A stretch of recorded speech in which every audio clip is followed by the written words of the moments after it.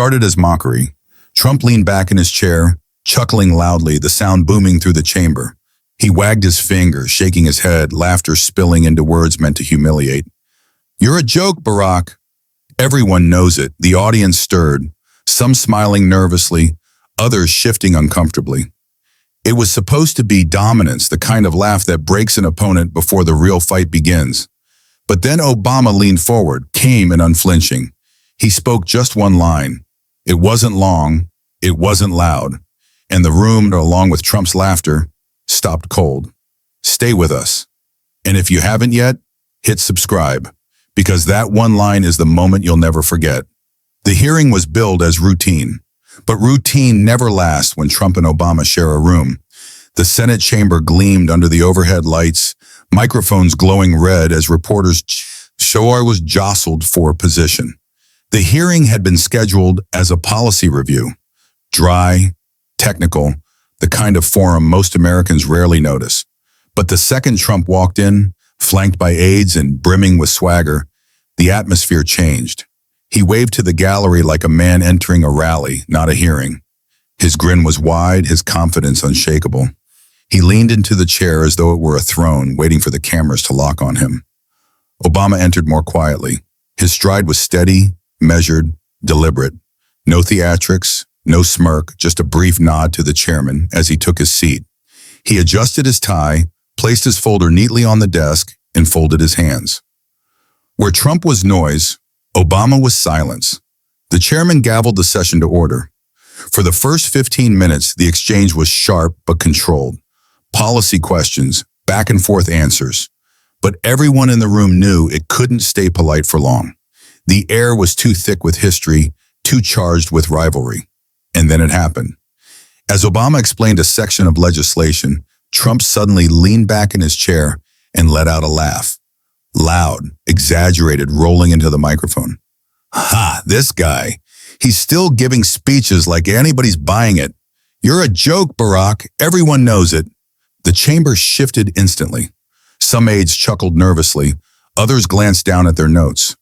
Reporters jolted upright, pens racing to capture the moment. The camera zoomed tight on Obama's face, searching for a crack. But Obama didn't flinch. He didn't smile. He didn't grimace. He simply looked at Trump, his expression steady, and waited. Trump laughed again, louder, as though daring him to reply. Trump's laughter echoed. Obama's stillness cut deeper. The sound of Trump's booming laugh lingered in the chamber like a challenge. He slapped the desk with his palm, leaning back, shaking his head as though he had already won. "Barack, you're still the same old talker. Speeches, speeches, speeches. Nothing else.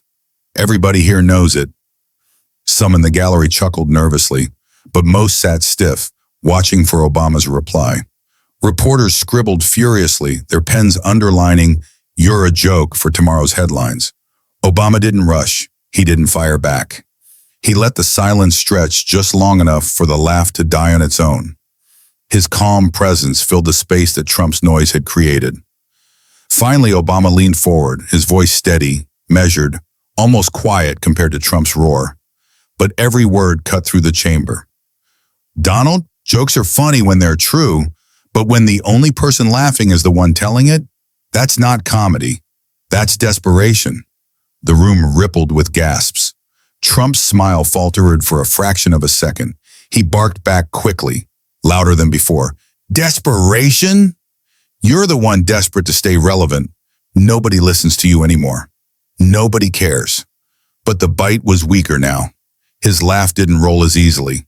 Obama's gaze never wavered. He adjusted his notes calmly, then looked directly at Trump again.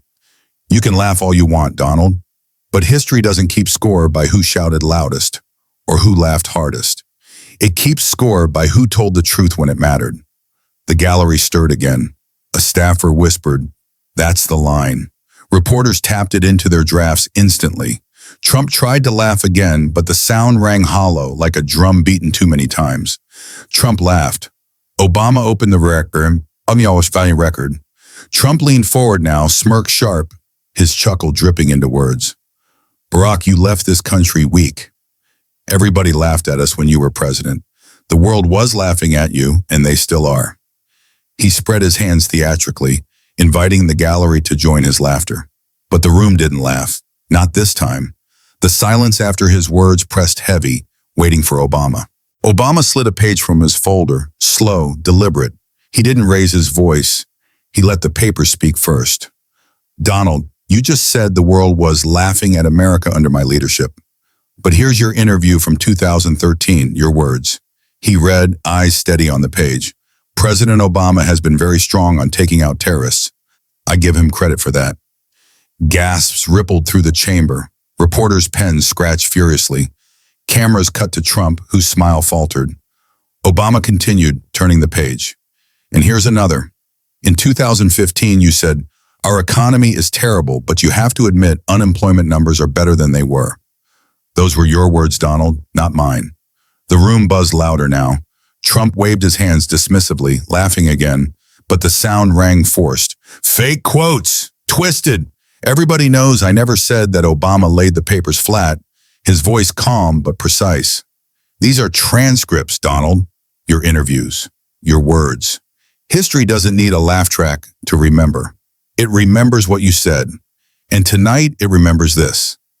The chamber stirred, reporters scribbling, Obama uses Trump's words against him. The photographers zoomed in on the stark contrast. Trump's face tightening, Obama steady as stone. Trump leaned toward his mic again, trying to cut in, louder now. Nobody believes that. Nobody cares. You're weak. His laugh followed, sharp, brittle. But the gallery wasn't laughing with him anymore. The silence spoke louder than his chuckle. Obama folded his hands, eyes locked on him. You can laugh at me all you want, Donald. But the record doesn't laugh back. It just plays your words. And they don't match your story tonight. Trump's laughter grew louder. The chamber's patience grew thinner. The chamber was no longer neutral. Everyone inside felt the air shift after Obama had calmly read Trump's own words back to him. The laugh that once sounded triumphant now sounded desperate. But Trump wasn't ready to let it go. He leaned forward, jabbing a finger across the table. You know what, Barack? You're cherry-picking. Totally cherry-picking. Everybody knows you left this country weaker than ever. That's why I had to fix it. That's why they put me in the White House. Everybody knows it. He punctuated the line with another exaggerated chuckle, leaning back in his chair like a man confident he'd just landed the final blow. But nobody laughed with him. Not this time. Reporters didn't even glance at him. Their eyes stayed locked on Obama, waiting for his reply. Senators who had shifted in their seats earlier now sat frozen, their pens resting still. Even the gallery, which had chuckled nervously before, remained silent. Obama didn't move immediately. He let Trump's laughter echo into nothing, the way a fire crackles when it's run out of wood. He rested his fingertips on the desk, glanced briefly at the chairman, then leaned forward. His voice was calm, measured, but sharp enough to slice through the stillness. Donald, he said, his drawl even, you can laugh at history, but you can't rewrite it. And when the only one laughing is the one trying to cover his own record. The joke writes itself. The gallery stirred, a gasp, then murmurs. Some clapped softly before catching themselves. The chairman raised his gavel but stopped short, sensing the weight of the moment. Trump's face flushed deeper. He slapped the desk, louder now. Fake! That's fake! Nobody respects you, Barack. Nobody! You were a disaster! His laugh followed again, but this time it cracked halfway through, jagged and thin. Obama stayed still. His calm silence was merciless. Then almost softly he added, respect isn't earned by the volume of your laugh, Donald. It's earned by the strength of your words, and yours tonight are weaker than your punchline. The room broke, not into laughter, not into applause, but into stunned murmurs that cameras captured instantly. Reporters scrambled, underlining the phrase in their notes.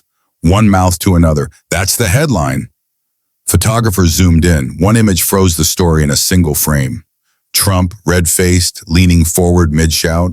Obama, steady, calm, almost disappointed. That image would flood the news cycle before the night ended. The senators themselves betrayed the turn. A Republican staffer near the back leaned to his colleague. He's losing it. Look at the room, the colleague nodded, eyes glued to Obama's steady figure. Even Democrats who had sat cautiously still earlier now let faint smiles creep across their faces. Trump tried again, louder as though sheer force could reset the moment. Nobody cares, nobody's listening to him anymore. He laughed again, but the sound was lonely. The silence after it was devastating. Because the truth was clear. The room was listening, just not to him. The chamber heard the line once. The nation replayed it 1,000,000 times. By the time the chairman lifted his gavel again, the clip had already escaped. Reporters in the back row had posted it raw, a 42-second video showing Trump's booming laughter. His mocking line, "You're a joke, Barack," followed by Obama's calm reply, "Respect isn't earned by the volume of your laugh.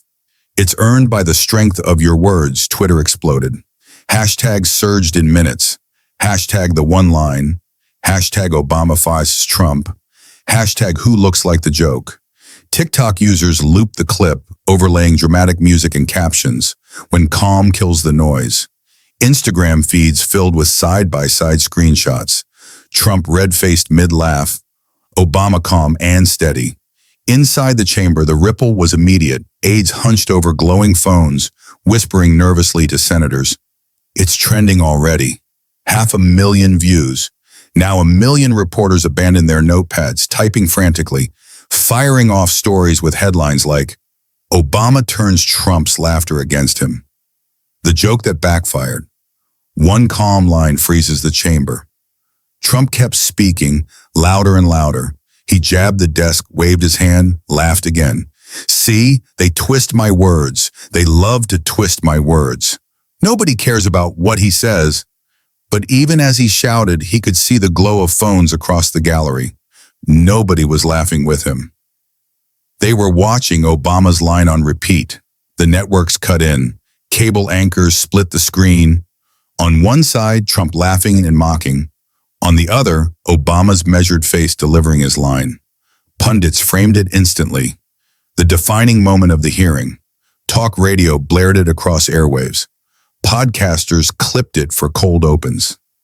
Even late-night hosts who usually poke fun at both men paused to play the line uncut, letting the silence afterwards say more than their jokes ever could.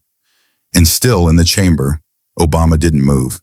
He sat steady, hands folded, gaze fixed forward. His composure was its own statement. The more Trump laughed, the more America replayed the moment where the laughter died. A young staffer in the gallery whispered to his neighbor, "This isn't Trump's clip anymore. It's Obama's." The neighbor nodded, eyes still on the screen.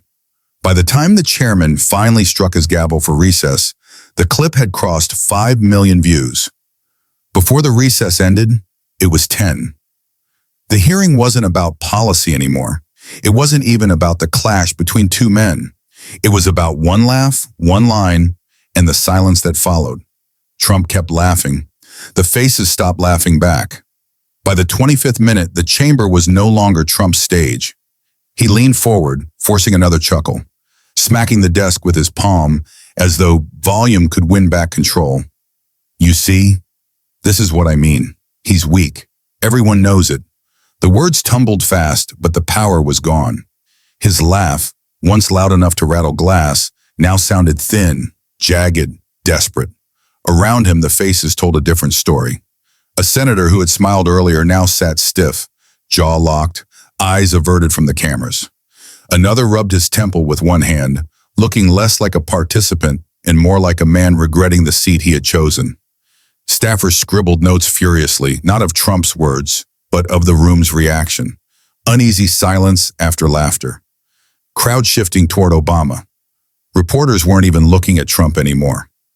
Their pens only moved when Obama's gaze lifted, when his voice returned. Photographers leaned in, lenses trained not on Trump's grin, but on the cracks around it. The flushed skin, the tightened jaw, the darting eyes. Obama, by contrast, didn't move much. He sat steady, his hands folded loosely, his face calm. Every time the cameras cut to him, his stillness carried more weight than Trump's noise. The contrast was merciless.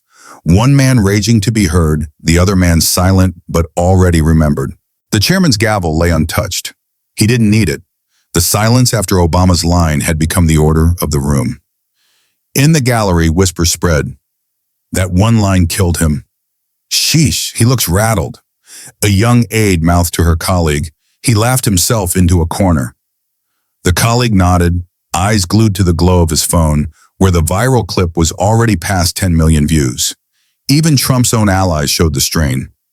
One of his aides sat forward on the edge of the bench, lips pressed tight, eyes darting between Trump and the cameras. Another crossed his arms, staring down at the floor, unwilling to be caught smiling on film. The energy was unmistakable. Trump's laugh hadn't silenced Obama. It had silenced itself. And everyone's face, from the dais to the back wall, confessed it without words. The night began with Trump's laughter. It ended with Obama's silence. Trump tried one more time, his voice loud but his laughter hollow. He leaned forward, forcing a chuckle, shaking his head as though he could reset the moment. Barack, you're still the same guy, weak, irrelevant. Nobody listens to you anymore. Nobody. The words rang flat. The gallery didn't stir. The senators didn't shift. Reporters didn't even look up. The air itself felt heavy, waiting for Obama. Obama leaned forward slowly, his hands folded neatly on the desk. He didn't rush. He didn't smirk. He spoke into the microphone with calm precision. Donald, you've laughed at me all night. But here's the truth. Leaders who rely on laughter usually don't have answers. And the more you laugh, the clearer it becomes. You're not mocking me. You're covering for yourself. The room froze. Cameras zoomed tight on Trump's face, his smile collapsing, his jaw tightening, his eyes darting. He opened his mouth, but no words came. Obama let the silence hang, then leaned back, delivering his cold close. You can laugh at me, Donald. But tonight, America laughed at the joke. And it wasn't mine. The chamber erupted, not in applause, not in laughter, but in stunned silence that carried more weight than any noise. The chairman didn't raise his gavel. He didn't have to. The duel was over. Obama sat still, his face composed, his words final. Trump leaned back, red-faced, gripping the desk. The silence swallowed him whole. Was Obama right to shut Trump's laughter down with one cold line? Or did he go too far? Tell me what you think in the comments. And if you missed our last story, Kamala Harris tells John Kennedy, "Sit down, boy." His reply leaves America speechless. Go watch it now. Don't forget to hit subscribe because the next clash will be even bigger.